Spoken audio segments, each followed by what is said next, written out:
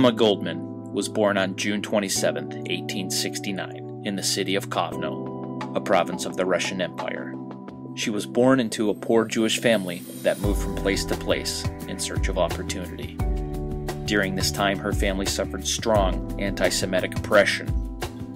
Lashing out against this oppression, Goldman's father directed his anger against his family rather than his oppressors, a lesson Emma would not forget. By the age of 16, Emma was displeased with the direction of her life. She did not enjoy being a factory garment worker, nor was she ready for an arranged marriage by her father. Thus, she pursued her freedom in America and left Russia in 1885 with her older half-sister, Helena.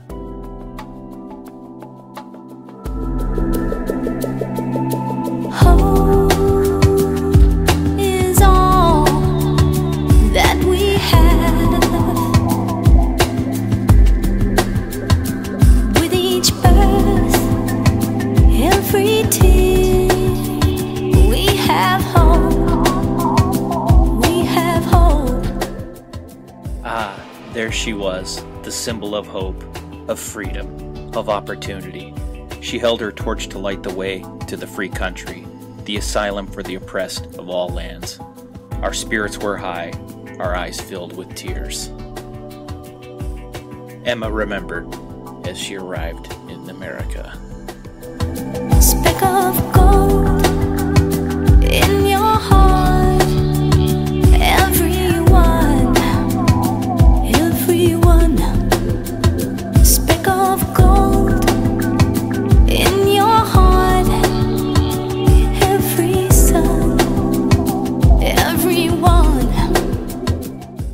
Goldman nearly became deranged when she heard the news, for she had followed the struggle of the Knights of Labor and the 8-hour workday from other Russian Jews during her first year in America. She would find through the martyrs' ordeal that something new and wonderful had been implanted in her soul. From then on, she would honor her comrades on November 11th as the day of her spiritual birth into anarchism.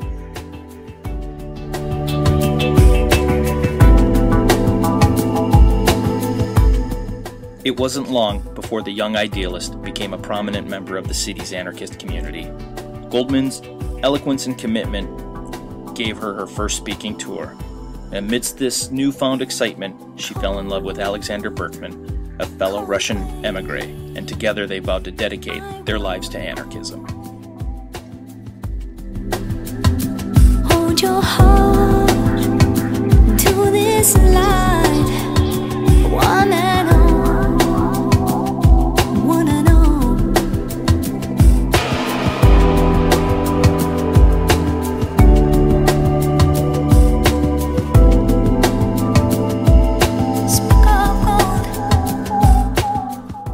In 1892, when Henry Clay Frick of the Carnegie Steel Company provoked a bloody confrontation with workers at the company's plant in Homestead, Pennsylvania, Berkman and Goldman decided to retaliate.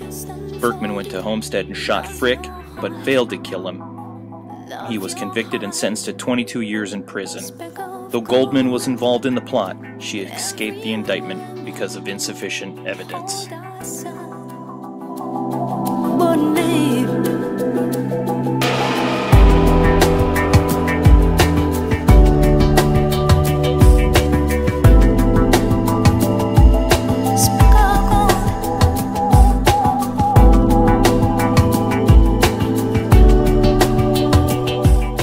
The nation mourned as a president was dead.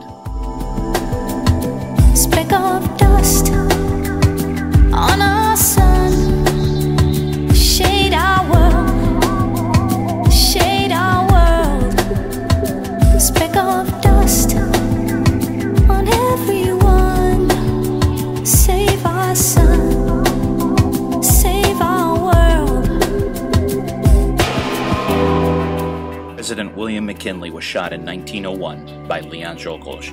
The police immediately tried to implicate Goldman, noting that Czolgosz had recently attended one of her lectures in Cleveland. Eventually, though, disappointed by the lack of evidence against her, the authorities were forced to order Goldman's release.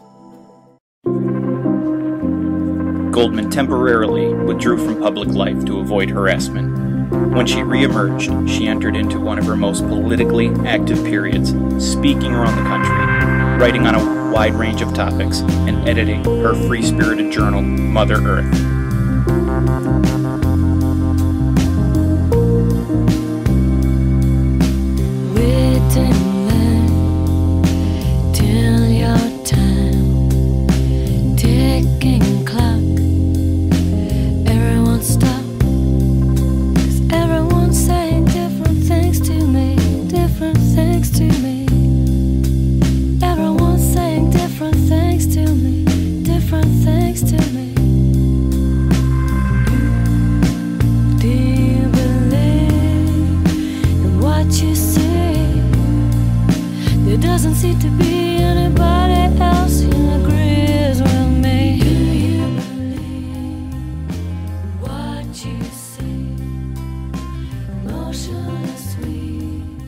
Freedom of thought and expression, equality and independence for women, sexual freedom, birth control.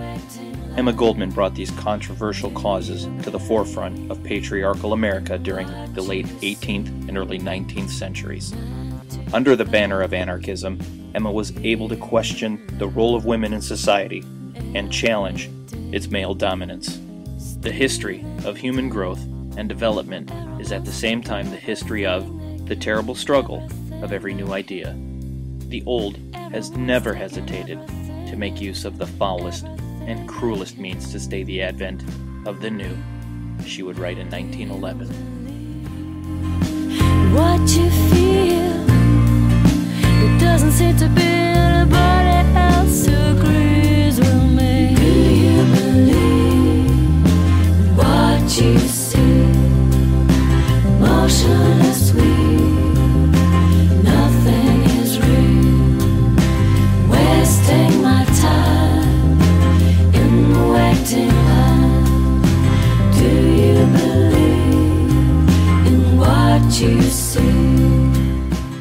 Anarchism stands for the liberation of the human mind from the dominion of religion, the liberation of the human body from the dominion of property, liberation from the shackles and restraint of government.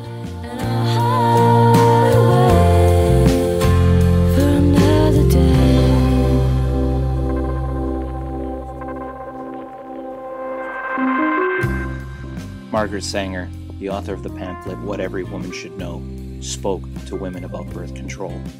She wrote this pamphlet and spoke to these women as she firsthand witnessed the suffering of frequent childbirth and self-induced abortions. Emma Goldman, as well as Sanger, worked as a nurse and a midwife. She also witnessed the issues that women had faced. Goldman is considered a mentor to Sanger and her work.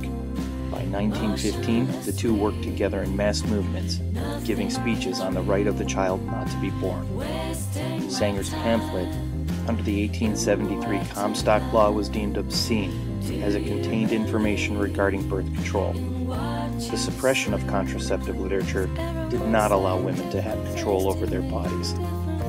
Before Sanger's trial, Goldman wrote a letter and advised her against the plea bargain. Rather, she wanted her to use the trial as a mechanism to mobilize support for the birth control movement. Everyone say